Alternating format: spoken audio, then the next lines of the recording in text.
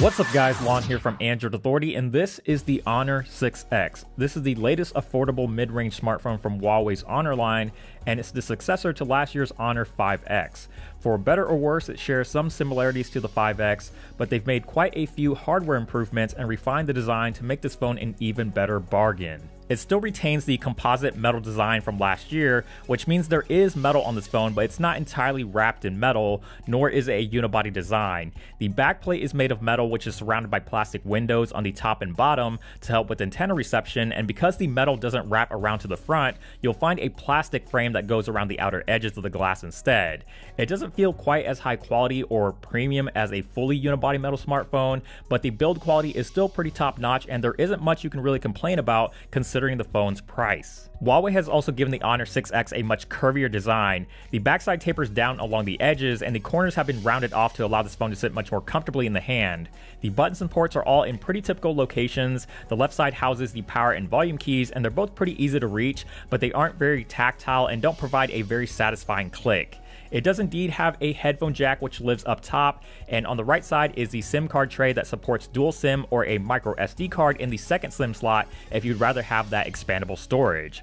On the bottom is a micro USB port, so there's no USB Type-C here, which is kind of unfortunate considering how many phones made the leap to USB Type-C this year, but if you haven't transitioned to USB-C yet, then this may not be that big of an issue. Flanking the micro USB port are two speaker grills, with one being a microphone and the other being the actual speaker itself. Like all single bottom firing speakers, it's very easy to muffle with your hand when using the phone in landscape, and I actually found this speaker to be a lot quieter than most other phones that I've used with single speakers. The other unfortunate part about the Honor 6X, aside from the weak speaker, is the lack of NFC. This means no tap to transfer or using mobile payment services like Android Pay, so if you use those type of services on your smartphone, you're simply out of luck with the 6X.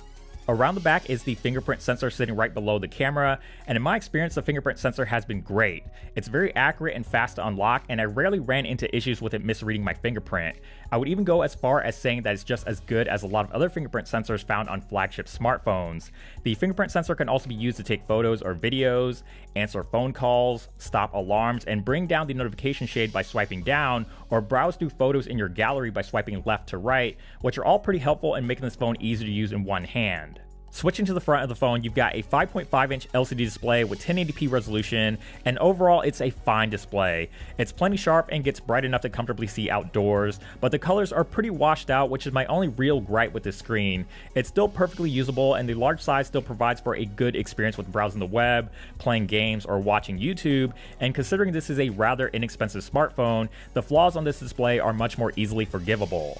Powering the Honor 6X is 3GB of RAM with Huawei's own in-house chip, the Kirin 655. It's a pretty significant upgrade over last year's 5X, both in terms of RAM and processor, and performance is plenty good for a mid-range phone. It's fluid and responsive in regular everyday use and has no problems running graphically demanding games with smooth frame rates. I would say performance is probably one of its biggest strengths, especially when you consider the price to performance ratio. Another strong point for the Honor 6X is battery life. It's a very respectable size at 3,340 mAh, and it's even bigger than some batteries we've seen in current 2016 flagships. Huawei claims that the Honor 6X can last a little over 2 days with regular usage and 1.5 days with heavy usage, which is a really bold claim, and while I never hit the 2-day mark with this phone, I did get 1.5 days pretty consistently, or at least close to it. I do play a lot of games and watch a fair amount of YouTube on my phone, which does qualify as heavy usage, so it does look like the Honor 6X's battery life is living up to its promise, and a phone's battery life living up to a manufacturer's claim isn't something you can say for very many smartphones, so I have to say I've been pretty impressed with this phone's battery life. It sips very little power when on standby, which has a lot to do with the Kirin 655's efficiency, but even with constant use, this phone can still last a long time. I would usually end the day with at least 50% battery life left, and it was a pretty nice feeling to only have to recharge this phone every other day instead of every day. Even if I did charge this phone every night, I was always comfortably making it through the entire day and never found myself frantically searching for a charger. We've seen a lot of phones come out within the last year with dual cameras, but we've yet to see a dual camera setup on a more affordable smartphone until now, and Huawei claims that the Honor 6X is the first dual camera smartphone in its price bracket. Every dual camera smartphone uses its second camera a little bit differently, and in the case of the Honor 6X, you have a 12 megapixel primary camera and a 2 megapixel secondary sensor. The 2 megapixel sensor is used purely for capturing depth information, which can be taken advantage of when using the camera's wide aperture mode. The wide aperture mode lets you dial in the aperture from f16 down to as wide as f.95 for a very large bokeh effect.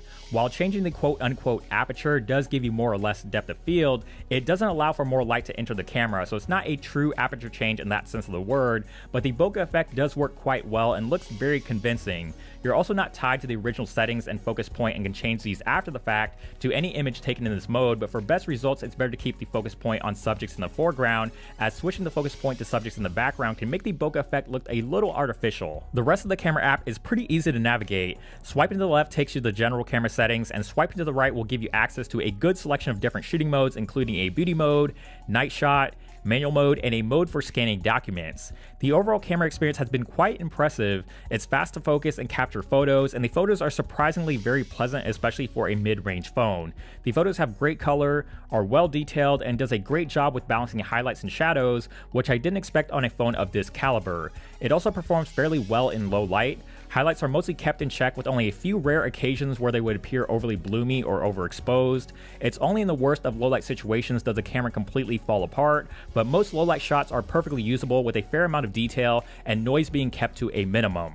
With the software, you're looking at Huawei's usual Emotion UI skin that currently sits on top of Android 6.0 Marshmallow, although an update to Nougat is supposedly coming soon. It's very bright, colorful, somewhat cartoonish, and everything else that you normally expect from Emotion UI, like transparency effects and the lack of an app drawer. The notification panel is still split into two tabs, with one for notifications and the other for toggles, which doesn't feel as easy to use as stock Android, and when you have a long list of notifications, it becomes nearly impossible to swipe over to the quick toggles panel without accidentally clearing out your notifications. For an unlocked phone, it also comes with quite a few bloatware applications pre-installed, like Booking.com, CNN, TripAdvisor, News Republic, and Lyft.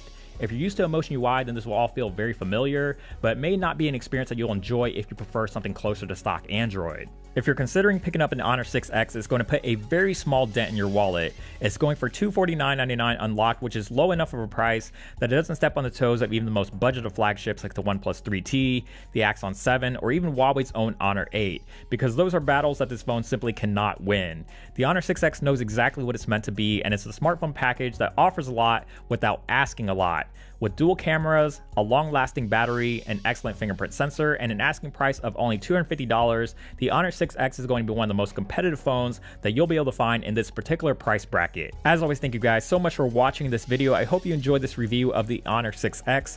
If you did, please give it a thumbs up down below, and also subscribe to the channel, which is also down below if you haven't already, and make sure to check us out on social media: Instagram, Twitter, Snapchat, Google+, all that good stuff will be linked down below, and feel free to follow me on social media as well. As always, thank you so much for watching. Keep tuned here to Android Authority, because we are your source for all things Android.